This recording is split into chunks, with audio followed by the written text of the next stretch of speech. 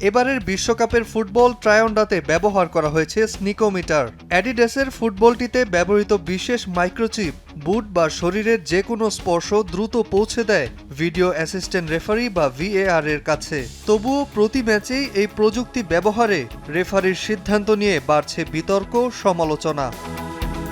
Match শেষ হতে কেবল কয়েক মুহূর্তের অপেক্ষা। নকআউটে বাঁচা মরার লড়াইয়ে ইয়াস্কো ভার্দিওল গোল করে খাদের কিনারা থেকে টেনে তুলে ক্রোয়েশিয়াকে। তবে শেষ রক্ষা হয়নি। ভিএআর দেখে রেফারি জানালেন গোলটি অফসাইড। মুহূর্তেই ক্ষোভে ফেটে পড়েন গ্যালারিতে থাকা ক্রোয়েশিয়ান সমর্থকরা।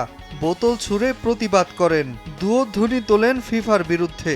রোনালদোকে বিশেষ সুবিধা দেয়া হচ্ছে বলেও অভিযোগ করেন অনেকে। এদিকে ম্যাচ শেষে রেফারির এই সিদ্ধান্তে অসন্তোষ জানিয়েছেন ক্রোয়াট লিজেন্ড লুকা মদ্রিচ। বিতর্কিত সিদ্ধান্তে ম্যাচ হারায় ভিএআর প্রযুক্তি নিয়ে হতাশা প্রকাশ করেছেন কোচ জ্লাতকো দালিচো। অফসাইড গোল নিয়ে ব্যাখ্যা দিয়েছে ফিফা। সামাজিক মাধ্যমে এক পোস্টে জানিয়েছে, ইভান পেরিসিচ বলটি মারিও পাসালিচের কাছে পৌঁছানোর আগেই ক্রোয়েশিয়ার ফরোয়ার্ড ইগোর মাতানোভিচের মাথায় অত্যন্ত সূক্ষ্ম একটি স্পর্শ লাগে।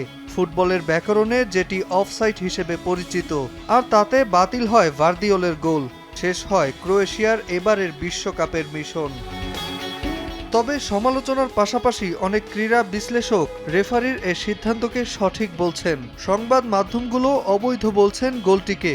স্কটল্যান্ডের বিপক্ষে ভিনিসিয়াসের, প্যারাগুয়ের বিপক্ষে জনাতন টাহ এর বাতিল হওয়া গোলসহ আরও কিছু গুরুত্বপূর্ণ ম্যাচে রেফারির সিদ্ধান্ত ও ভিএআর প্রযুক্তি নিয়ে প্রশ্নবিদ্ধ করা হয়। ফিফার মতে বিশ্বকাপ শুরুর অনেক আগেই এ প্রযুক্তির ব্যবহার নিয়ে জানানো হয়েছিল বিস্তারিত। নাজমুল হাসান পুলক, সময় সংবাদ।